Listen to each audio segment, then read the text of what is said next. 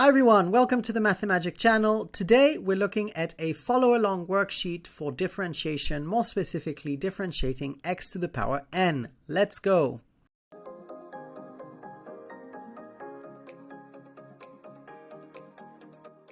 As you notice here, x to the power n dash, so the derivative of x to the power n is going to be nx to the n minus 1. What that means is we drop the n in front and we drop the power by 1. So there's a short example for you to see here, which is 2x cubed dashed becomes 6x squared. So the 3 drops in front and 3 times 2 is 6. And the power, 3 minus 1, becomes 2. So it becomes 6x squared. Now the derivative function is always a gradient function, which means it gives you an incline. So if you have a function f of x and you'd like to know what the gradient or the incline or the slope of that function is at any point, this is where the derivative can really help you. And so in this video, we're going to cover 16 questions, which all have to do with differentiating x to the power n. The worksheet is in the description below. Please try the worksheet first before going through the solutions. Let's get started. So for all these questions, we're going to use our differentiation formula, which is x to the n dashed equals nx to the n minus 1. Question A, x cubed dash, we drop the 3 in front, so we get 3, and then the x power will drop by 1, so we'll get 3x squared. Question B, the 3 drops in front, so 3 times 2 will become 6, and the power drops by 1, so 6x squared is good for question B. Question C, 2 times 7 will give you 14, and the x power is going to drop from x squared to x to the power 1. We don't need to write to the power 1, we just say 14x, and that's okay. Question D is a little bit tricky because 6 root x is not expressed strictly as a power of x, so we need to rewrite that before we can differentiate it. So I would encourage you to say that this is 6x to the power 1/2, since you know how to differentiate powers of x. And now you can use your differentiation skill, dropping the half in front. A half of 6 is 3, and x to the power 1/2 minus a half is going to be x to the minus a half here. Now we're not finished because this is just expressed as a negative power. So fractional powers are roots, and so the root of x is x to the power 1/2. Now negative powers mean they can transit from top to bottom, so we're going to leave the 3 at the top here. The x is going to move to the bottom, and so we'll have x to the power 1/2 at the bottom due to the negative power, and since it's to the power 1/2, it becomes 3 over the square root of x. Question E, differentiating 3 times the cube root of x. We can change cube root to x to the power 1/3. So again, before we differentiate, I would strongly recommend that you do that and that you say 3 times x to the power 1/3 and differentiate this. Now using the differentiation technique, we drop the third in front, so 3 times 1/3 is going to be 1. So we don't need to write that out because 3 times 1/3, or you could say a third of 3 is 1. So this is what's going to happen to the number in front. And then you need to do x to the power 1/3 minus 1. And 1/3 minus 1, that's going to be negative 2/3. So we can say it's x to the minus 2/3. Okay, so this is okay. Now just to finish the question, we need to put this at the bottom in the denominator. So we can say it's 1 over x to the power 2/3 in the denominator. And to the power 2/3 is quite specific. The 2 at the top means that x is squared, and the third at the bottom means that we're looking at the cube root of x. So again, the negative power allows us to bring the x to the bottom in the denominator. And to finish your question nicely, you can write 1 over x squared and then take the cube root of it because that's the power 1/3. So 2/3 means squared and cube rooted. Well done if you managed to do this question. That was a tricky one. Question F, differentiating x squared plus x. Well, the derivative of x squared is pretty straightforward. It's 2x, and the derivative of x is just going to be 1. So if you want to think about this, it's x to the power 1, so it'll be 1x to the power 0, and x to the power 0 is 1, so 1 times 1 is 1. Generally speaking, whenever you differentiate x, you get 1. If you differentiated 3x, you would get 3. If you differentiated 10x, you would get 10. Whenever you differentiate a linear equation, the gradient is constant. Let's remember that these are gradients. So the gradient of x is always 1. If you think about the line y equals x, this always has a gradient of 1. So this is quite important. And this is how you do this question. Yeah, 2x plus 1. Differentiating 4 minus 2x squared, 4 is a constant, and a constant will always have a 0 gradient because it's a horizontal line, and a horizontal line is a flat gradient. So we can treat this separately as 4 and negative 2x squared. Now 4 becomes 0 when you differentiate it, and negative 2x squared becomes negative 4x. So we can just go ahead and write negative 4x here, and this will be a good derivative for 4 minus 2x squared. Differentiating a quadratic, we're typically going to get a linear equation. The x squared is going to become 2x, the 3x is going to become a 3, and the negative 5 is just going to go away. So 2x plus 3, this linear equation will be a very good representation of the gradients in this quadratic equation. Question I, differentiating a half of x4 minus 6x squared, we can say 4 times a half, or a half of 4, which is just 2, and drop the degree by 1, so we'll have 2x cubed, and minus 6x squared is going to become minus 6 times 2 minus 12, and then x. And this is good for this question. Differentiating a quartic, we notice that we get a cubic. For question J, we notice that we have a quotient, a division, and it's a little bit tricky to do a division when you do differentiation if you don't know the quotient rule. So typically we would divide this, say that this is u divided by v, and apply a quotient rule to this. But there's a little neat trick you can do in this question, which is you can actually simplify your fraction first. And so I would encourage you to rewrite this.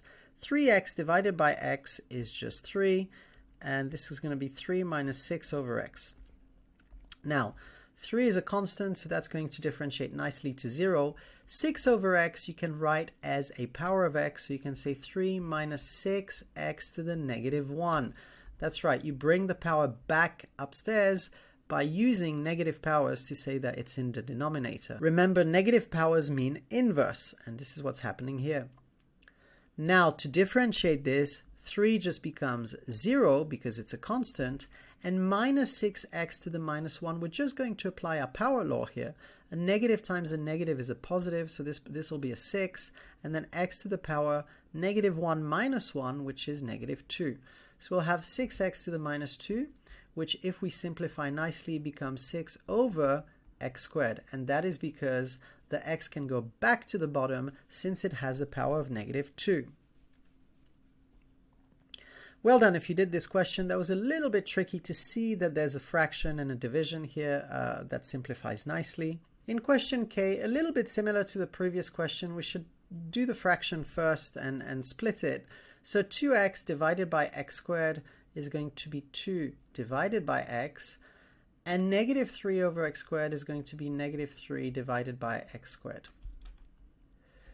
And so we can go ahead and differentiate that. So 2 over x is going to be the same as 2x to the negative 1, and minus 3 over x squared is the same as minus 3x to the negative 2. And now I've expressed everything as powers of x. I can use my differentiation technique. A negative 1 times a 2 is going to give me negative 2x to the negative 2. And as I do minus 3 times minus 2, I get positive 6 and x to the minus 3. Now moving the quantities which are negative exponents back to the bottom, I can say this is minus 2 over x squared plus 6 over x cubed. And that's a very, very good place to stop. Well done if you managed to do this question. That was a tough one. In question L, again, we should split this fraction here. So we could say that x cubed divided by x is going to be x squared. And then we're left with this 5 over x here, which we'll be able to simplify using powers of x as well. So we're going to use negative powers to bring this in the numerator. So x squared stays where it is, and we'll have 5x to the negative 1. And that's just using the negative power to bring the x back to the numerator. Now we differentiate, and then x squared will become 2x, and then plus 5x to the minus 1, we can do negative 1 times 5, which is negative 5x to the negative 2. Now we can bring the x to the minus 2 back to the bottom, applying the negative power. So this is 2x minus 5 stays at the top over x squared. So minus 5 over x squared. Super, if you managed to do this, really good, well done. In question M, we probably have to divide here again and split this into 3 fractions. So x cubed divided by x is going to give us x squared. X divided by x is going to give us 1. And negative 3 divided by x is minus 3 over x. Now again, we can absolutely bring that x in the denominator to the top using negative powers. So we can say minus 3x to the negative 1 dashed, and now differentiate to get 2x. The 1 becomes a 0 because it's a constant, and then plus 3x to the minus 2. For our very last step, we say this is 2x, and remember the answer in the book is always the most simplified, so plus 3 over x squared, and that's a great place to stop for this question.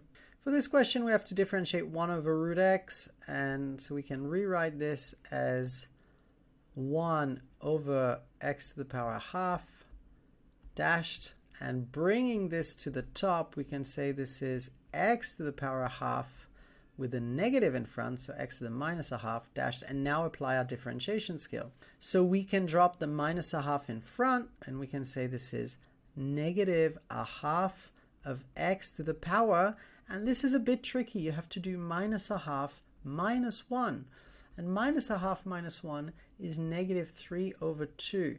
If you're not sure about that, you can say that this is minus a half minus 1, which is negative 3 over 2, and minus 1 is minus 2 divided by 2. So when you get minus a half minus 2 over 2, you'll get minus 3 over 2. So we can say that the 1 stays at the top, so we'll have negative 1 over the 2 is at the bottom, x to the power 3 halves in the denominator. Now x to the power 3 halves, that's x cubed, and then it gets square rooted because to the power half means square root. So the final answer for this question is negative 1 over 2 times the square root of x cubed. Wow, that was tricky. For this question, you're asked to differentiate 2x minus 1 squared. So for the first part of this question, I would recommend you use the expansion a minus b squared, which is equal to a squared minus 2ab's plus b squared. And we can go ahead and do that here. So to say that this is 4x squared minus 4x plus 1. And now you can differentiate it. So if you differentiate 4x squared, you'll get 8x. If you differentiate minus 4x, you'll get negative 4. And if you differentiate 1, which is a constant, you will get 0. So this is a very good derivative for this function. Now, I will say for those of you who have done implicit differentiation, you can do this function and differentiate it differently. So I'll just propose that for you guys here. You could just treat this like a power function and say that this is 2 times 2x minus 1 to the power 1, so treating this exactly as if it was x squared, and multiplied by the derivative of what's inside. The derivative of 2x minus 1 is 2, and so the answer to this question can also be written as 4 times 2x minus 1, which is also going to be 8x minus 4. So we get the same result both ways, but of course this is a lot faster because we don't have to expand the bracket. So this one is called implicit differentiation. If you haven't covered implicit differentiation yet, please don't worry about it. This is just in case you have. And for our final question here, x plus 2 cubed dashed, we're probably going to have to use the binomial expansion. Again, we could use implicit differentiation, but since we're going to assume that we haven't learned that yet, our binomial expansion formula is going to be a plus b cubed, and using Pascal's triangle or simply binomial expansion, we can say this is a cubed plus 3a squared b plus 3ab squared plus b cubed. So following these steps, we're going to expand x plus 2 here, and so still haven't differentiated it, just simplifying it a little bit. The a cubed value is going to give you x cubed, and when you do 3 times x squared b, you'll do 3 times x squared times 2. So 3 times 2 is 6. You're going to get 6x squares here. And when you do 3ab squared, you'll do 3x times 2 squared. 2 squared is 4.